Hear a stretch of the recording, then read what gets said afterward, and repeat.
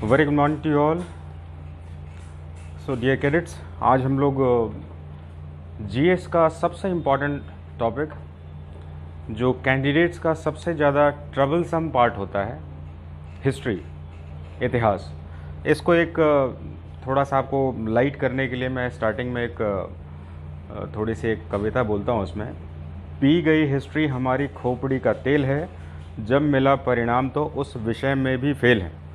एक बड़ी हास्य कविता है इसमें, और इस सब्जेक्ट को थोड़ा सा डिफ़ाइन करती है कि कितना ज़्यादा ये कॉम्प्लिकेटेड है, खासकर उन स्टूडेंट्स के लिए जो साइंस बैकग्राउंड से आते हैं और साइंस बैकग्राउंड के होने के बाद इस सब्जेक्ट के ऊपर जब वो पढ़ाई कर रहे होते हैं तो यहाँ का कोई लॉजिक जो है उनके साइंटिफिक अप्रोच को कन्विंस नहीं कर रहा होता है, और इसलिए वो इस सब्जेक्ट से अपने आप को सेपरेट करते हैं। हिस्ट्री, जिसे हिंदी में इतिहास कहते हैं, लिटरली इतिहास का मतलब ऐसा ही हुआ, इति प्लस हास, ऐसा ही हुआ, ऐसी घटनाओं को जो पास्ट में घटी हैं उनको क्रमबद्ध तरीके से लिखने की घटना को इतिहास कहते हैं। इतिहास जब भी आता है तो हम इसके फादर के साथ इसको जोड़ते हैं, फादर ऑफ हिस्ट्री हेरोडोटस के साथ हम इसको जोड़कर पढ़ते हैं इसमें। तो हम हिस्ट्री को एक बार बेसिकली कैसे समझना चाहिए इस अप्रोच को डेवलप करेंगे पहले, और आज के वीडियो क्लास में सबसे ज़्यादा इम्पॉर्टेंट और एग्जामिनेशन में शेयर रखने वाला पार्ट है जिसका नाम है मॉडर्न हिस्ट्री। इसके मैं बेसिक कंसेप्ट को आपके साथ डिस्कस करूंगा, और मुझे पूरी उम्मीद है कि इसके कंसेप्ट को अगर आपने समझ लिया तो modern history, national freedom struggle से रिलेटेड जितने भी क्वेश्चंस हैं आप इनके क्वेश्चंस को अप्रोच कर पाएंगे। तो हम बात कर रहे हैं इसमें हिस्ट्री सब्जेक्ट को पढ़ने का तरीका क्या है और इसे कैसे समझें इसमें। तो सबसे पहले मैंने आपको बताया हेरोडोटस को फादर ऑफ हिस्ट्री के नाम से जानते हैं इसमें, और ये पास को छोड़ देंगे क्योंकि आज हमारा जो वीडियो क्लास है वो मॉडर्न हिस्ट्री पर पूरी तरह से बेस्ड है इसमें, लेकिन फिर भी एक इंट्रोडक्शन पार्ट को लेंगे इसमें। इस इंट्रोडक्शन पार्ट में हिस्ट्री के इस बेसिक स्ट्रक्चर को हमें पहले समझना होगा। इंडियन हिस्ट्री, देखिए हिस्ट्री का पार्ट आपका दो पार्ट में डिवाइडेड है, world history, Indian history. World history का शेयर जो है आपके कॉम्पिटिटिव एग्जाम में कम रहता है इसमें, इंडियन हिस्ट्री का शेयर ज़्यादा रहता है इसमें। ये टॉपिक आपका इंडियन हिस्ट्री से रिलेटेड है, लेकिन जब हम मॉडर्न में जाते हैं तो इसमें वर्ल्ड हिस्ट्री के पार्ट को भी ऐड करके पढ़ेंगे तो हमारे ज़्यादा से ज़्यादा क्वेश्चन सॉल्व हो पाएंगे। इंडियन हिस्ट्री के पार्ट को सबसे पहले हम इंट्रोड्यूस करेंगे। हिस्ट्री का मीनिंग क्या होता है? हिस्ट्री पास्ट में घटी हुई घटनाओं को क्रमबद्ध तरीके से पढ़ना। To study the past events in a sequence is history. तो यहाँ पर हम हिस्ट्री के इस बेसिक इंट्रोडक्शन को समझते हैं। बहुत सारे लड़के जो होते हैं, जो कैंडिडेट्स होते हैं, वो हिस्ट्री को पढ़ते समय कहते हैं कि सर हिस्ट्री को कैसे पढ़ा जाए और इसे कितने भागों में बांटा गया। इस क्वेश्चन को मैं बहुत ज़्यादा एक्सप्लेन करने से अच्छा समझता हूँ। इंटरव्यू, यूपीएससी सीएपीएफ इंटरव्यू में एक क्वेश्चन पूछा गया था, मेरा एक स्टूडेंट था, उसे कहा था आप हिस्ट्री ऑनर्स है आपका, तो आप हिस्ट्री के बारे में बताएं। तो उसने कहा था हिस्ट्री को 3 भागों में बांटा गया है। तो द मोमेंट ही सेड बांटा गया है, इंटरव्यूइंग ऑफिसर्स ने उनको इंटरप्ट किया। बांटा गया है, कैसे बांट सकते हैं? इतिहास बांटने की चीज़ है क्या? बिल्कुल सही बात है, ध्यान रखिएगा इसको। इतिहास कभी नहीं बांटा जा सकता। इतिहास को अपने पढ़ने की सुविधा के आधार पर हमने सेपरेट किया है। There is a word on the basis of our comfort only. ये एग्जाम का क्वेश्चन नहीं, इतने से इतने तक का हिस्ट्री बताया, ऐसा कुछ भी नहीं है इसमें। हमें ध्यान रखना है इसमें इतिहास को पढ़ने का जो क्रम है, अगर इसके हम बेसिक नॉर्म्स को समझे तो इसमें कुछ ऐसे टेक्निकल फैक्ट्स हैं जिसके बेस पर हम हिस्ट्री को कैटेगराइज कर सकते हैं। ये कौन से फैक्ट्स हैं इसके बारे में बात करूंगा। तो सबसे पहले हमने अपने अध्ययन के तरीके पर, यानी कि अपनी स्टडी कंफर्ट के ऊपर जो है हिस्ट्री को 3 पार्टों में सेपरेट किया है। इसमें ध्यान रखेंगे, इसको हमने अपने कंफर्ट जोन पर किया है। हिस्ट्री ने अपने आप को कभी नहीं डिवाइड किया है। वी कैनॉट सेपरेट वाटर, पानी को अलग नहीं किया जा सकता है, इतिहास पास्ट के इवेंट को अलग नहीं किया जा सकता है। हिस्ट्री को अपने कंफर्ट के आधार पर, इस कंफर्ट का एक रीज़न है, साइंटिफिक रीज़न है, अप्रोच है, उसके बारे में हम बात करेंगे। हिस्ट्री को हमने एंशिएंट हिस्ट्री, जिसको प्राचीन भारत का इतिहास कहते हैं, दूसरा मेडिवल हिस्ट्री, मध्यकालीन भारत का इतिहास कहते हैं, तीसरा आधुनिक भारत का इतिहास, मॉडर्न हिस्ट्री, जो कि आज का हमारा लेक्चर क्लास का मेन पार्ट है। इसमें मॉडर्न हिस्ट्री के पार्ट को नेशनल फ्रीडम स्ट्रगल के साथ भी पढ़ा जाता है। जब हम इस पार्ट को पढ़ाई कर रहे होते हैं तो एक बहुत ही बड़ा वॉल्यूम होता है इसमें, और यहाँ पर शुरुआत कहाँ से करें, सबसे ज़्यादा कैंडिडेट की परेशानी यहाँ पर होती है। बहुत सारे ऑब्जेक्टिव बेस्ड एग्जामिनेशन में इनके फैक्चुअल सेगमेंट को इतना बड़ा वॉल्यूम में बना दिया जाता है कि कितनी भी किताबें पढ़ें आपको कभी भी सेटिस्फेक्शन नहीं होता है कि क्या मेरा मॉडर्न हिस्ट्री कंप्लीट है कि नहीं। लेकिन आज की क्लास में मैं आपको ऐसे बेसिक कंसेप्ट से स्टार्ट करूँगा कि आप जो है जितने भी आपके पास कंसेप्ट्स हैं वो सारे कंसेप्ट के आगे जो है इसमें आपको बहुत आसानी से समझ में आ जाएगा। अच्छा, मॉडर्न हिस्ट्री यहाँ से स्टार्ट हुआ, स्टार्ट कहाँ से करना, यही परेशानी होती है। तो सबसे पहले हम एक बार समझ लेते हैं एंसेंट हिस्ट्री का पार्ट। एंसेंट हिस्ट्री कहाँ से स्टार्ट होती है? एंसेंट हिस्ट्री हमारी लिथिक पाषाण युग से स्टार्ट होती है। धरती पर जब पाषाण युग आया, मानव ने पत्थरों के साथ अपनी जीवन की शुरुआत की, उसको पाषाण युग कहते हैं। पाषाण युग से लेकर 1200 एडी को हम इतिहास का, प्राचीन भारत का इतिहास में डिवाइड करते हैं। हमें इस बात का ध्यान रखना होगा इस डिवीज़न का बेसिक जो है नॉर्म्स क्या है, इसका बेसिक कंसेप्ट क्या है। इसमें भारतीय इतिहास में एक बड़ा ही कॉमन सा फैक्ट है इसमें, इसके रूलिंग पार्ट, भारत की राजनीतिक व्यवस्था, प्रशासकीय व्यवस्था, एडमिनिस्ट्रेटिव पॉइंट जो है ये भारत में 3 अलग अलग कैटेगरीज में देखी जाती है। क्योंकि हिस्ट्री लिखने का जो पार्ट होता है वो रूलर बेस होता है। हिस्ट्री कौन लिख सकता है? हिस्ट्री कोई कॉमन आदमी नहीं लिख सकता है, हिस्ट्री लिखता है रूलर के साइड्स।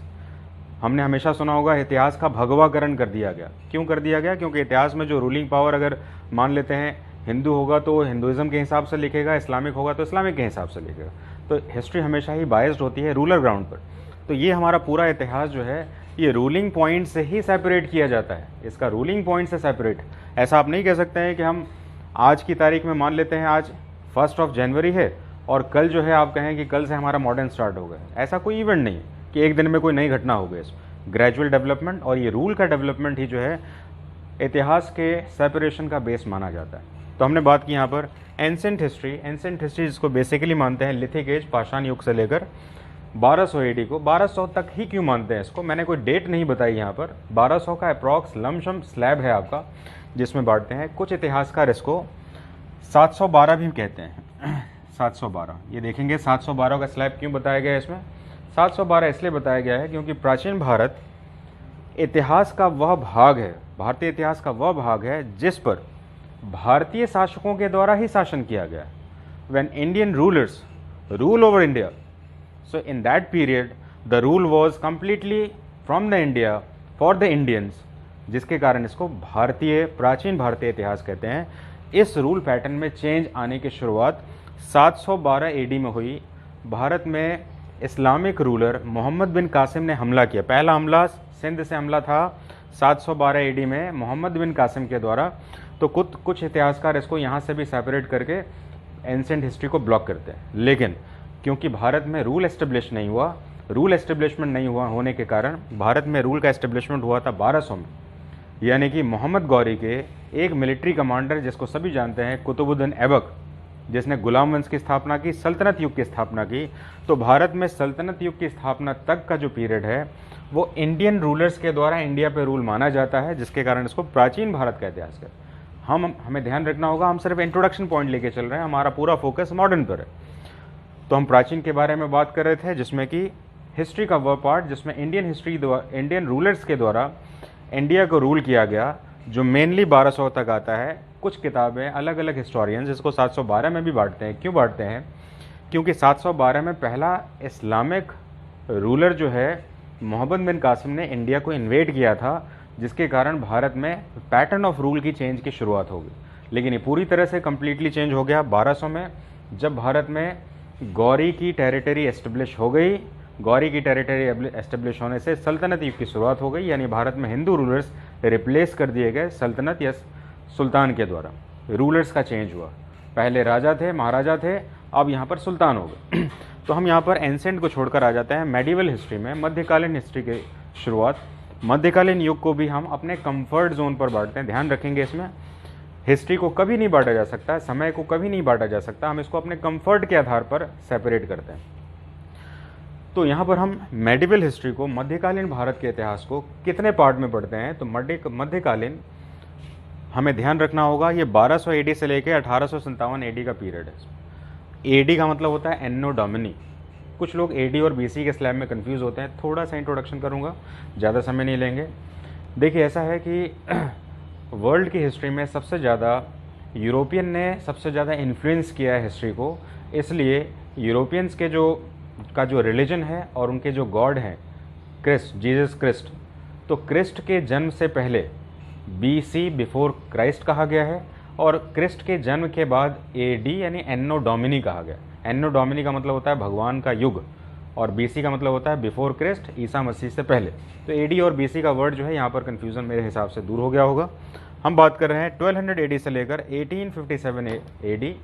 ये स्लैब जो है आपका मेडाइवल हिस्ट्री का स्लैब, जिसमें भारत में रूल पैटर्न चेंज हो गया है। पहले राजा महाराजा थे, अब यहाँ पर इस्लामिक रूलर्स, जिसको सुल्तान और बादशाह के नाम से जाना जाता था, उनकी रूल एस्टेब्लिश हुई है। इनके रूलिंग पार्ट्स में इनको बेसिकली दो पार्ट में डिवाइड करते हैं। एक कहते हैं सल्तनत युग को और दूसरे कहते हैं मुगल युग को। जैसा मैं पहले बता चुका हूँ, आज की क्लास हमारी जो है मेडाइवल और एंशिएंट पर नहीं है, मॉडर्न पर है, इसलिए हम इसका इंट्रोडक्शन कर रहे हैं। तो मेडाइवल हिस्ट्री में हम 1200 से लेके 1857 इसलिए कहते हैं क्योंकि यहाँ पर जो रूलिंग पैटर्न था वो इस्लामिक रूलिंग पैटर्न था, जहाँ पर राजा को, रूलर्स को सुल्तान या बादशाह के नाम से जानते थे। और क्योंकि 1857 में भारत में रिवॉल्ट हुआ, और भारत के इस रिवॉल्ट में लास्ट मुगल एम्परर बहादुर शाह जफ़र या बहादुर शाह सेकंड, उसकी रूलिंग टेन्योर को कम्प्लीटली भारत से रिमूव कर दिया गया था, और रूल पैटर्न ट्रांसफ़र हो गई थी ईस्ट इंडिया कंपनी के पास। यानी कि यहाँ पर मुग़ल एम्पायर जो है वो पूरी तरह से ख़त्म हो गया था, एब्रोगेट हो गया था इसमें। इसलिए इस सेगमेंट को, मेडिवल पीरियड के सेगमेंट को हम 1857 के रिवॉल्ट में जानते हैं। हमें ध्यान रखना होगा, रूलिंग पैटर्न पर इतिहास को समझा गया है इसमें, और इसलिए ये स्लैब को सबसे ज़्यादा एक्सेप्टेबल स्लैब माना जाता है। अलग अलग किताबों में 1707 का भी स्लैब एक्सेप्टेड है, क्योंकि मुग़ल एम्पायर में औरंगज़ेब की मृत्यु के बाद ही मुग़ल रूलर्स जो है ग्रेजुअली वीक हो गए और उनके ऊपर ईस्ट इंडिया कंपनी डोमिनेट होने लगी। तो कुछ किताबें 1707 को भी जो है बिगनिंग ऑफ मॉडर्न एरा मानते हैं, लेकिन इन जनरल अगर हम देखें तो 1857 होगा, क्योंकि सबसे लास्ट जो मुग़ल एम्परर था बहादुर शाह जफ़र, वो 1857 तक भारत पे एक नाम मात्र का रूलर था, लेकिन रूलर तो था, इसलिए हम इस स्लैब को ऐसा मानते हैं। अब हम बात करेंगे मॉडर्न हिस्ट्री के बारे में, और मॉडर्न हिस्ट्री के साथ 1857 से लेकर 1947 का जो स्लैब है इसको हम फोकस करेंगे। हमें ध्यान रखना होगा, मॉडर्न हिस्ट्री जब हम पढ़ाई करते हैं इसमें, तो मॉडर्न हिस्ट्री के साथ हम नेशनल फ्रीडम स्ट्रगल को भी इंक्लूड करते हैं। एक बहुत ही वास्ट सेगमेंट है, ज़्यादातर सेगमेंट में कन्फ्यूज़न होता है, इसको हम पढ़े कैसे हैं, और इनके पढ़ने के अगर आपने सीक्वेंस को कंसेप्ट बेस पर नहीं रखा तो आपका सिलेबस का वॉल्यूम इतना ज़्यादा होगा कि आप हिस्ट्री के इस पार्ट को कहाँ से शुरू करें, इसमें हमेशा कंफ्यूज रहेंगे। आज के सेगमेंट में हम इस चीज़ को थोड़ा सा रिमूव करेंगे और बेसिक मॉडर्न हिस्ट्री के पार्ट को हम स्टार्ट करेंगे। तो आप एक बार देख लें इसको।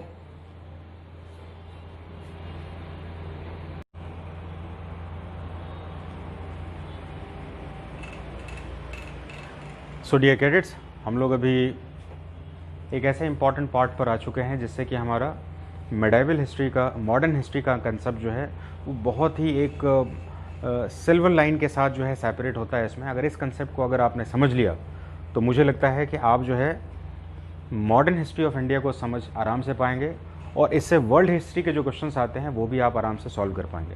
कंसेप्ट पे ज़्यादा ध्यान देना है। अगर आपकी एग्जामिनेशन हायर स्टैंडर्ड की है तो ये लोअर स्टैंडर्ड एग्जामिनेशन में भी आजकल जो है कंसेप्ट बेस्ड क्वेश्चन ज़्यादा आते हैं, क्योंकि ऑब्जेक्टिव पैटर्न का कोई भी लिमिट नहीं है, कुछ भी हो सकता है। 1000 lakhs of questions are there in a single topic. तो आप कंसेप्ट पे ध्यान रखें, और उस कंसेप्ट को समझने के बाद बहुत सारे ऑप्शंस आपके पास आ जाते हैं।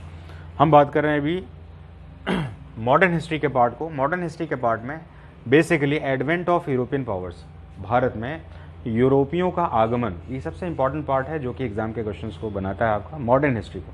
लेकिन ये एडवेंट ऑफ यूरोपियन पावर्स है क्या, यूरोप के लोग भारत में आए क्यों, इसका जब तक बैकग्राउंड क्लियर नहीं होगा आपका कंसेप्ट कभी भी मॉडर्न हिस्ट्री का क्लियर नहीं होगा। इसलिए हम सबसे पहले शुरुआत करेंगे एडवेंट ऑफ यूरोपियन पावर्स, जिसको हिंदी में क्या कहते हैं, उसे भारत में यूरोपियों का आगमन। भारत में यूरोपियों के आगमन को समझने के लिए इसके 3 अलग अलग पार्ट को समझ लें तो आपका कंसेप्ट बिल्कुल रिफर्बिश्ड हो जाएगा, बहुत बढ़िया हो जाएगा। ये 3 पार्ट कौन से हैं? सबसे पहले हम कॉज ऑफ देयर अराइवल्स, उनका कॉज क्या था, आने का कारण क्या था, इसको समझेंगे इसमें। इस कारण में रोमन एम्पायर, बाइजेंटाइन एम्पायर और ऑटोमन एम्पायर्स, ये 3 एम्पायर को हमें थोड़ा पढ़ना है। इसका बिल्कुल शॉर्ट सा डिस्क्रिप्शन है, बहुत ज़्यादा पेन नहीं लेना है इसमें। देखिए हम पढ़ रहे हैं इंडिया की हिस्ट्री को, और इंडिया की मॉडर्न हिस्ट्री जब हम पढ़ रहे हैं इसमें, तो इनका ये इंट्रोडक्शन पार्ट जो है आपके कंसेप्ट को पूरा क्लियर करेगा और आपको मॉडर्न को पढ़ने में बहुत आसानी होगी। जनरली किताबों में एडवेंट ऑफ यूरोपियन पावर्स से ही स्टार्ट किया जाता है, जिसमें कि पुर्तगाली भारत में आए, डचेस भारत में आए, ब्रिटिशर्स आए इसमें, डेनिश आए इसमें, फ्रांसीसी आए, और इससे फिर आपका क्वेश्चन स्टार्ट हो जाता है। लेकिन ये क्यों आए, और जो आए इसमें, इससे वर्ल्ड हिस्ट्री के क्वेश्चन जो आते हैं वो हमें समझ में नहीं आते। तो यहाँ पर हम ऐसे सेक्शन को कवर करेंगे जिसको हम सिल्वर लाइन कहते हैं, यानी कि एक ऐसा लाइन है जो कि आपकी कनेक्टिविटी को मॉडर्न हिस्ट्री के साथ बहुत अच्छे से रिफर्बिश करेगा। हम देख रहे हैं इसमें रोमन एम्पायर, बाइजेंटाइन एम्पायर और ऑटोमन एम्पायर, ये तीनों वर्ड सिर्फ ध्यान रखना है, इनको मैं एक्सप्लेन कर रहा हूँ। भारत में मेडाइवल हिस्ट्री तक जो है, अभी मेडाइवल हिस्ट्री तक की बात नहीं कर रहे हैं, मॉडर्न की बात सिर्फ कर रहे हैं। मेडाइवल हिस्ट्री जिसमें कि हम इस्लामिक रूलर्स को पढ़ रहे थे, और इस्लामिक रूलर्स जो है एक बहुत ही बेसिक व्यू को फॉलो करने वाले थे, और वो है उनका खलीफा। पैगंबर और प्रॉफिट मोहम्मद के मृत्यु के बाद उनके जो कंसेप्ट थे, उनके जो रिलीजियस व्यू थे, उनको एक्सप्लेन करने का जो पोस्ट था उनका, उनको कहते थे खलीफा। और भारत में ये वर्ल्ड में जो खलीफा जो थे, ये खलीफेट इंग्लिश में कहते हैं इसमें, ये टर्की में एस्टेब्लिश था। इनका जो पूरा टेरिटरी था वो टर्की में था। तो टर्की के जो खलीफा थे, ये पूरे वर्ल्ड में इस्लामिक रूल्स जहाँ जहाँ पर भी थे उनको वो वेरीफाई करते थे और उनको वो लीगलाइज्ड भी करते थे। ये उनको लीगलाइज करते थे, ठीक है आपको लीगल परमिशन मिला, और इनके बिना परमिशन के वो एस्टेब्लिश भी रूल नहीं माने जाते थे। तो यहाँ पर जो है टर्की से जुड़ा हुआ भारत का थोड़ा सा कोरिलेशन पढ़ेंगे, और भारत को कैसे इन्फ्लुएंस किया है मॉडर्न हिस्ट्री ने, उसको हम थोड़ा सा कवर करेंगे। तो सबसे पहले हम जाएँ इसमें कि यूरोप के लोग भारत में आए क्यों। यूरोप के लोग भारत में आए क्योंकि यहाँ पर ओटोमन अम्पायर इस्टेब्लिश हो चुका था। ओटोमन कौन थे? ये एक फेनेटिक धर्म, कट्टर धर्म के सुन्नी मुसलमान थे, और ये सुन्नी मुसलमान कट्टर धर्म के जो थे, उनके 2 प्रिंसिपल्स थे। नंबर 1 टेरिटरी के एक्सपेंशन, नंबर 2 इस्लाम के एक्सपेंशन। दो रूल थे इनके पास। और क्योंकि यहाँ पर जो है पूरी तरह से इस्लामीकरण हो चुका था, तो यूरोप के लोग, जो ये यूरोप का पार्ट है आपका, हम इस मैप में भी देखेंगे थोड़ा सा, ये यूरोप का पार्ट है आपका, ये आपका सेंट्रल एशिया है। आप कहेंगे 2 मैप क्यों रखा है इसमें, मैं आपको बताऊं।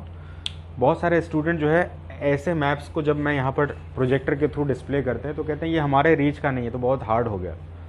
तो मैंने जानबूझ के मैप आपको बना दिया है इसमें। अगर आप इस मैप को ध्यान से देखें तो ये बना हुआ मैप है, आपको लगता है अच्छा ये ठीक है, आराम से समझ में आ जाएगा, लेकिन ये दिखाएंगे तो कहेंगे नहीं बड़ा हार्ड हो गया। तो हम इसके टेक्निकल फैक्ट्स को यहाँ पर देखेंगे इसमें, लेकिन ये है यही, ये इसका ही रेप्लिका है, इसलिए मैंने आपको दोनों चीज़ रखा हुआ है। तो हम देख रहे हैं ये इंडिया है आपका, दिख रहा होगा इंडिया। भारत देश तो महान है, सभी लोग जान रहे हैं इसमें, भारत देश है आपका। ये यहाँ पर सेंट्रल में ओटोमन एम्पायर हो गया, जो कि फेनेटिक कट्टर मुस्लिम रूलर्स थे। इन्होंने यूरोप के रूल्स को, यूरोप के पावर को आने से सेंट्रल एशिया में रोक दिया। यूरोप के जितने भी व्यापार होते थे और सेंट्रल एशिया के जितने भी व्यापार होते थे, ये यहाँ पर मेडिटेरियन सी, आप देख रहे हैं मेडिटेरियन सी, इससे होते थे। मेडिटेरियन सी के ऊपर ऑटोमन एम्पायर का कंट्रोल हो गया, जिसके कारण अब यूरोपियन के पास कोई पावर ही नहीं बचा, कोई सोर्स ही नहीं बचा कि वो जो है सेंट्रल एशिया में अपने व्यापार को कर पाते। इसलिए उन्होंने सी रूट की तलाश की, और सी रूट की तलाश के कारण वो भारत तक पहुँच गए। भारत के साथ अलग अलग देश में भी पहुँचे, लेकिन हम तो पढ़ रहे हैं मॉडर्न हिस्ट्री ऑफ इंडिया, हमें सिर्फ भारत के बारे में बात करनी है अभी, तो भारत तक पहुँच गए। तो ये तो एक बेसिक नॉर्मल सी बात हो गई, लेकिन एग्ज़ाम के क्वेश्चन जो वर्ल्ड हिस्ट्री से जोड़ के आते हैं यहाँ पर, उसको मैं कवर कर रहा हूँ। बहुत ध्यान से सुनिएगा, इससे ज़्यादा कंसेप्ट की ज़रूरत नहीं है आपको। आराम से कंसेप्ट क्लियर करिए, एग्ज़ाम में बहुत सारे क्वेश्चन हैं, मैं आपको बाद में इसका क्वेश्चन भी कराऊँगा। तो हम ये ऑटोमन अम्पायर का बैकग्राउंड देखेंगे इसमें। ये ऑटोमन है कौन, कहाँ से आ गया, और इसके बारे में हमें कितना जानना है, जो कि हमें एग्ज़ाम के लिए ज़रूरी है। तो सबसे पहले ऑटोमन एम्पायर को समझने के लिए हम इसका बेस रिसोर्स जानते हैं, जो कि यहाँ पर रोमन एम्पायर है। सबसे पहले स्टार्ट करेंगे रोमन एम्पायर। रोमन एम्पायर जब आता है तो मैंने कुछ इन्फॉर्मेशन शेयर की है इसमें। 3 और 4 क्वेश्चन इसके सेगमेंट है, ज़रा आराम से देखेंगे इसमें। 3 और 4 क्वेश्चन इसके ज़रूरी। सबसे पहले रोमन एम्पायर की शुरुआत कैसे हुई? 753 BC, ये वर्ड बीसी आने के साथ कुछ लोग थोड़े कंफ्यूज हो जा रहे हैं। बीसी बिफोर क्राइस्ट है, बिफोर क्राइस्ट और कुछ नहीं है, जीसस क्रिस्ट का ही एक स्ट्रक्चर को एक्सप्लेन करना है। यूरोपियन जो है वर्ल्ड में उन्होंने बहुत सारी टेरिटरी को ऑक्यूपाई किया, वहाँ पर रूल किया, इसलिए उनके रिलीजन क्रिश्चियनिटी को सबसे ज़्यादा प्रीफर किया गया। उनके गॉड जीसस क्रिस्ट को सबसे पावरफुल माना गया और जीसस क्रिस्ट के पैदा होने से पहले के समय को बिफोर क्राइस्ट बीसी कहते हैं और उनके जन्म के बाद की घटना को एडी कहते हैं, एन्नो डोमिनी भगवान का युग कहते हैं। ये कंसेप्ट बहुतों को कंफ्यूज करता है, ध्यान से रखिएगा। जीसस क्रिस्ट के बेस पर एडी और बीसी बना हुआ, BC before Christ, AD anno Domini. तो हम यहाँ पर बात कर रहे हैं ईसा मसीह के जन्म से पहले ही रोमन एम्पायर एस्टेब्लिश हो चुका था। ये रोम्यूलस और रीमस नामक दो भाइयों के द्वारा एस्टेब्लिश हुआ। रोम्यूलस और रीमस, ये मैं नाम लिखा हुआ है, इसको आप स्क्रीनशॉट में भी देख लीजिएगा। इसमें ये दोनों भाई के साथ बहुत इंटरेस्टिंग कहानी है। इसमें जब ये छोटे थे तो ये इनके माँ बाप मर चुके थे, इनकी कोई जानकारी नहीं मिलती, ये ऑफन थे, ये जानकारी मिलती है। और इनको शी उल्फ यानी कि इनको भेड़िया ने, एक शी वुल्फ यानी कि भेड़िया ने, फीमेल भेड़िया ने इनको जो है दूध पिलाकर बड़ा किया। जैसे मोगली वैसे कहानियों में सुनते हैं, ऐसी ऐसी कुछ बात है इसमें। तो शी वुल्फ में जो है रोम्यूलस और रीमस को दूध पिलाया, ये एक इम्पॉर्टेंट कहानी है, दोनों नाम के साथ जुड़ता है। इन दोनों भाइयों ने बड़े होने के बाद सत्ता के लिए संघर्ष किया, जिसमें कि रोम्यूलस जीत गया। रोम्यूलस के जीतने के बाद उसी के नाम पर, रोम्यूलस के नाम पर रोम का एस्टेब्लिशमेंट हुआ। रोम, ROME, रोम का एस्टेब्लिशमेंट हुआ रोम्यूलस के नाम पर। तो हम यहाँ पर ये रोम्यूलस और रीमस, ये दो नाम के साथ अपनी स्टार्टिंग कर रहे हैं। ये तो हमारी प्राचीन बात हो गई, लेकिन बाद में इसको जब अंपायर का स्टेटस मिला, अंपायर जब साम्राज्य का स्टेटस मिला, तो हमें इसके साथ ऑगस्टस को पढ़ना है, AUGUSTUS, ऑगस्टस को पढ़ना है। स्पेलिंग इसलिए बता रहा हूँ कि कुछ लोग जो है वर्ड को देख नहीं पाते होंगे। ऑगस्टस जैसे नाम को देखते हैं इसमें, जो कि रोम एम्पायर का सबसे पहला एम्परर माना जाता है इसमें। और ऑगस्टस के एस्टेब्लिश करने के बाद रोम जो है पॉपुलर हो गया, वर्ल्ड के पूरे हिस्ट्री में जो है रोम जाना गया इसमें। अब हम देख रहे हैं रोमन एम्पायर के साथ कुछ चेंजेस आ गए इस रोम पर, जिसको हम रोम देख रहे हैं। पूरी तरह से मेडिटेरियन सी का एरिया जो है वो रोमन एम्पायर का एरिया है। मेडिटेरियन सी, भूमध्य सागर के पूरे क्षेत्र को कवर करें, रोम एम्पायर बनता है। सबसे बड़ा रोम एम्पायर, एंशिएंट सिविलाइजेशन का पार्ट उसमें था इसमें।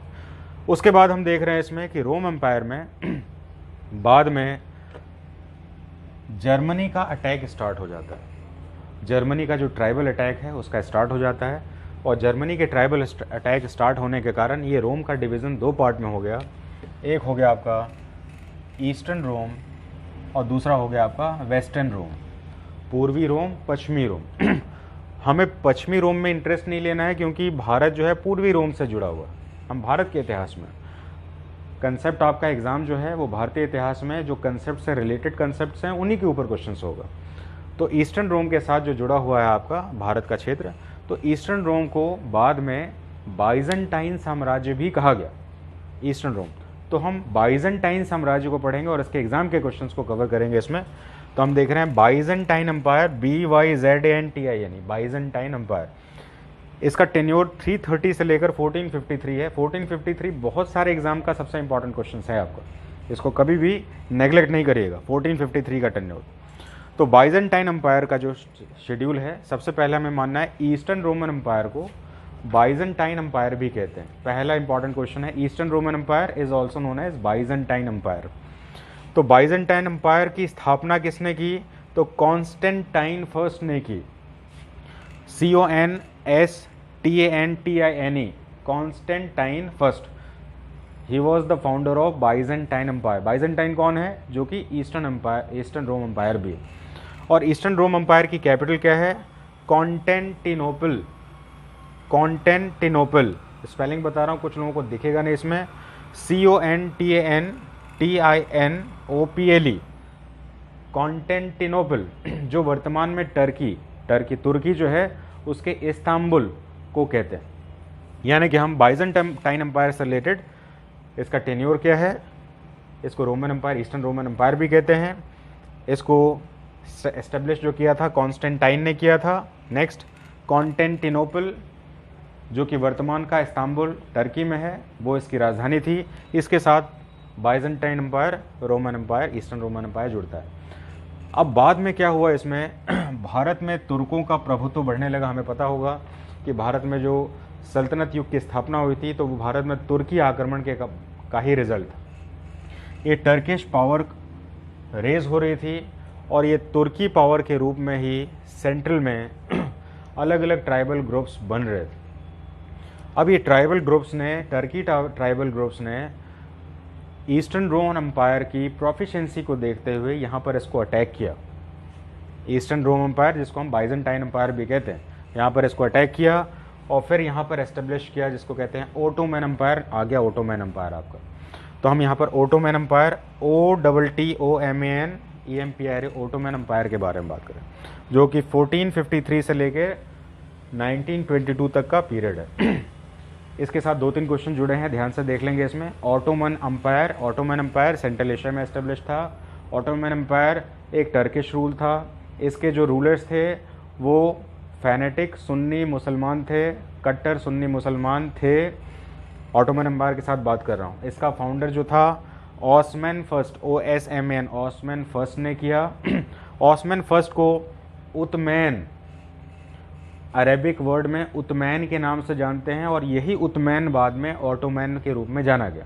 यानी कि ऑस्मैन आई वॉज द फाउंडर और ऑस्मन आई का नाम ही जो है उतमैन के आधार पर ऑटोमैन बना है।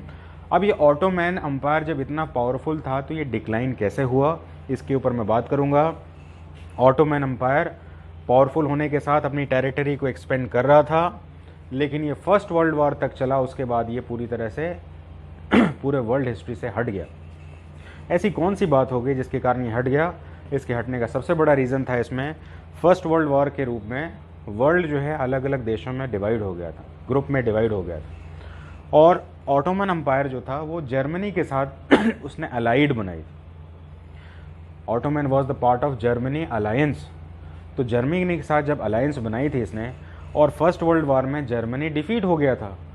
तो जर्मनी के डिफीट होने के बाद ऑटोमैन भी अलग अलग छोटे छोटे टेरिटरी में बांट दिया गया जिसके कारण ऑटोमैन एम्पायर ख़त्म हो गया। और ये ऑटोमैन एम्पायर ख़त्म हो गया क्योंकि ऑटोमैन की शुरुआत की थी। लेकिन भारत में, आधुनिक भारत का इतिहास जो है इसको तो हमें पढ़ना है एडवेंट ऑफ यूरोपियन पावर्स के साथ। तो एडवेंट ऑफ यूरोपियन पावर्स कौन कौन से हैं, अब हम यहाँ से आराम से स्टार्ट कर सकते हैं, क्योंकि हमें पता है कि यूरोप जो है सी रूट से क्यों आए, बीच से क्यों नहीं आए, क्योंकि बीच में तो ऑटोमन एम्पायर था। ये ऑटोमन कहाँ से आ गया? तो इससे पहले ये रोम बाइजेंटाइन एम्पायर था और उससे पहले रोम एम्पायर था। ये दोनों क्वेश्चंस भी हम सॉल्व कर पाएँ। अब हम नेक्स्ट सेगमेंट में जा रहे हैं जिसका नाम है एडवेंट ऑफ यूरोपियन एम्पायर्स, और उनके एक बार अराइवल्स को थोड़ा सा पढ़ लें। आप इसको आराम से थोड़ा सा देख लीजिए।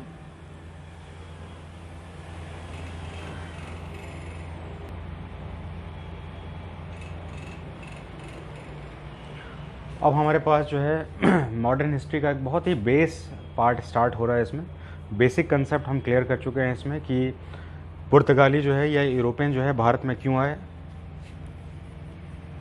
अब हमने ये समझने में कोई समस्या नहीं होगी इसमें कि भारत में आने वाले जो यूरोपियन पावर्स थे इन्होंने सी रूट को क्यों प्रेफर किया। इन्होंने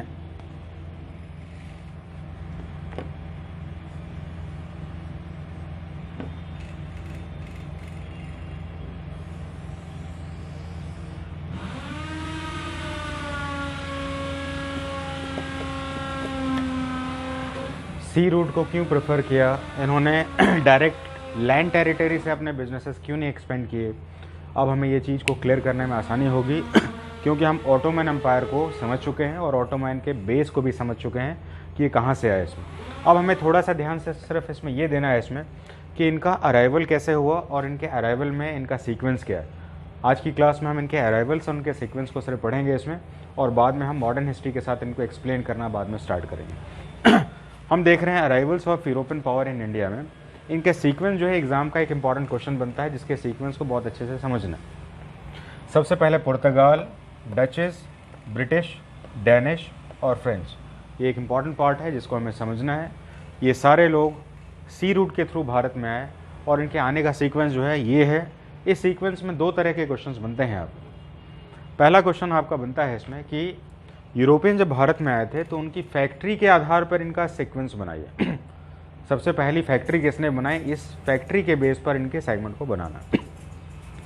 दूसरा क्वेश्चन बनता है आपका, पहला यूरोपीय जो आया और दूसरा यूरोपीय आया, उनका सीक्वेंस के आधार पर इनको आप कैटेगराइज करिए। तो फैक्ट्री के बेस पर कैसे आए और मैन के बेस पर उनका अराइवल जो है ह्यूमन बीइंग के बेस पर कैसे हुआ, ये दो अलग अलग क्वेश्चन है जिनको अलग अलग सेगमेंट में हमें समझना है। तो हमने यहाँ पर जो भी बातें की है इसमें, इसको ज़रा ध्यान से एक बार देख लीजिए आप। इसमें हमने यहाँ पर इनके अराइवल्स के बेस पर इसको रखा है। इनके अराइवल्स के बेस पर जो है इनको डिज़ाइन किया गया है, इस बेस पर हमें पढ़ना है। तो नेक्स्ट क्लास में हम पढ़ेंगे इसमें कि इनके इंपॉर्टेंट फैक्ट्स क्या हैं, कौन कौन से क्वेश्चन से जुड़ते हैं इसमें, और जो कि एग्ज़ाम के आपके बेसिक क्वेश्चंस हैं। मुझे लगता है कि इसके बाद जब हम एडवेंट ऑफ यूरोपियन स्टार्ट करेंगे तो उसमें आपको ज़्यादा समस्या नहीं होगी, क्योंकि आप बैकग्राउंड समझ चुके हैं और इसके बाद के क्वेश्चन जो है आप आराम से बना सकते हैं।